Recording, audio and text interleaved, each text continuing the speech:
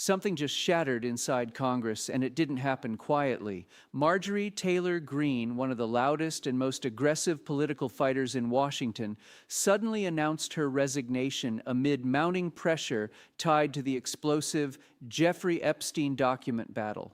The same figure who built her brand on confrontation and loyalty now appears to be retreating as questions swirl about threats, political retaliation, and what exactly she knew and when. Behind closed doors, allies are scrambling, statements are being rewritten, and the panic is unmistakable. This isn't just a resignation, it's the sound of a political machine cracking under the weight of secrets it can't control. And now, Congresswoman Jasmine Crockett is stepping forward, openly questioning Greene's collapse and exposing what she suggests is a deeper pattern of fear, hypocrisy, and political survival. In the next clip, Crockett delivers remarks that could change how you see this entire scandal. Watch closely, and before we continue, make sure to like this video and subscribe to the channel, because what you're about to hear next is something they never expected to go public. I want to start with the shocking announcement from Congresswoman Greene. What went through your mind when you first heard she was going to resign on January 5th? You know what? Honestly, I was like, you've got to be kidding me. You're on the other side of the president for 1 week and you can't take the heat. Imagine what it is to sit in my shoes, to not only be on the opposite side of him, but to have people like her who are constantly fanning the flames of hate. And imagine what those threats look like when you literally are someone like me. But at the end of the day, I know that I serve the people of Texas 30. And so my job isn't to be there and necessarily do whatever is going to make the president not be on my back, but instead is to focus on making sure that I can push forward with policies that are positive for Texas 30. Here's an excerpt from her resignation video. Take a listen. Standing up for American women who were raped at 14 years old, trafficked and used by rich, powerful men should not result in me being called a traitor and threatened by the President of the United States, whom I fought for. So she seems to be suggesting that it is their disagreement over the release of the Epstein files that is causing this shocking political breakup. What's your response to that? I mean, listen, he's upset with Thomas Massie, and so he's gone after him. He's upset with Boebert. He's upset with any Republican that actually signed the discharge petition. But somehow they were able to weather the storm.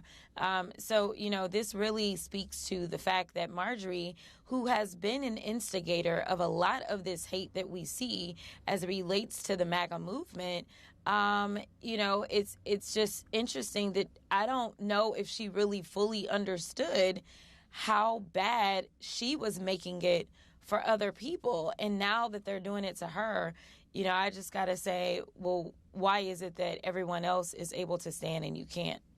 The House Oversight Committee, which you are a member of, said Friday night that your committee is expanding its investigation into Jeffrey Epstein.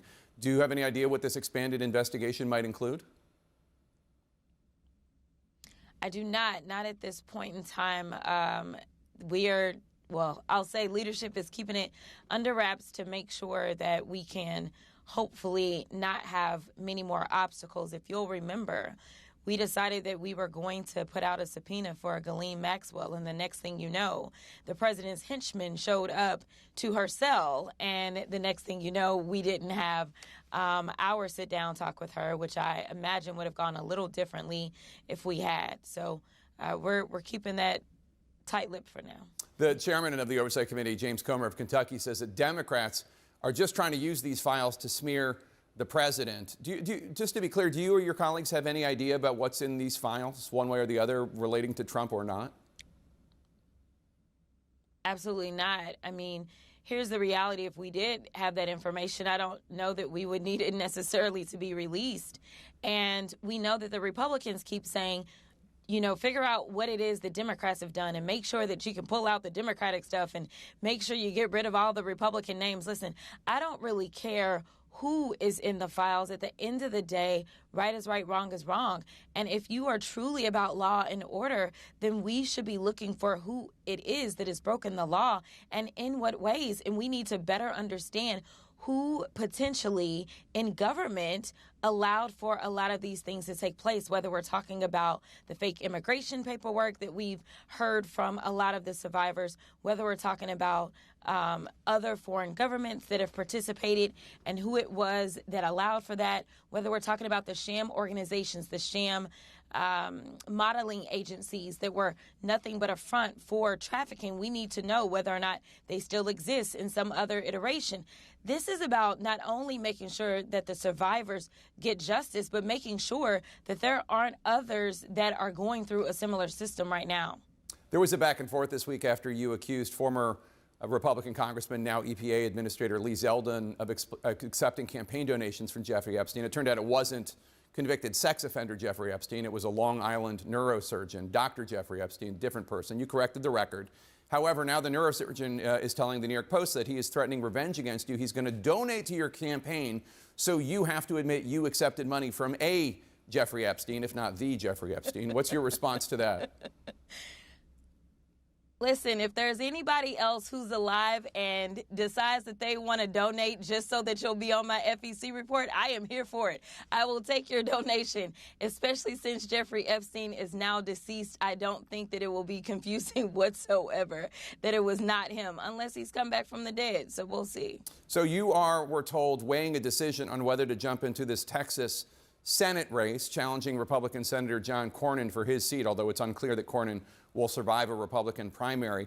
You said you had a meeting this week with pollsters to discuss your chances. Did you have that meeting? And if so, how did it go? Are you still thinking about running? I am still thinking about running. We did get our polling back. So we are moving on to the next phase to determine whether or not this is would make sense in the moment, and if the infrastructure can be built out in the way that I see it being necessary to actually be able to win, as well as we are continuing to look at the polling on the other side. Listen, they are in a civil war right now on the Republican side as it relates to who will become their nominee. John Cornyn has served the state of Texas for decades at this point in time in some capacity. And right now, I don't know if he's MAGA enough to make it through his primary, but we are evaluating all things and seeing what it would look like to put together a team, and we will make a final decision by Thanksgiving on whether or not we're going to ultimately move forward. What did the polling information that you got back show? I mean, is it a calculation of whether or not you're going to be facing Cornyn, who might have more appeal to moderates in your state, centrists in your state, as opposed to a more MAGA candidate who potentially defeats Cornyn in the primary that you might, or any Democrat might, have a better chance against? I'll tell you this, that head-to-head, we are doing really well against Paxton. I will say that. I will also tell you that we are actually within the margin of error as it relates to John Cornyn.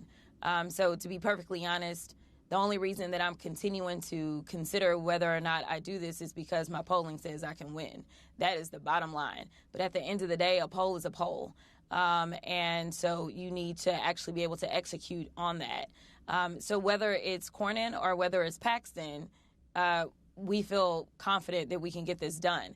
The thing is, we obviously would prefer to have Paxton. Right. And let's be absolutely clear about what we just witnessed. This wasn't courage, this wasn't principle, and it certainly wasn't leadership. This was collapse.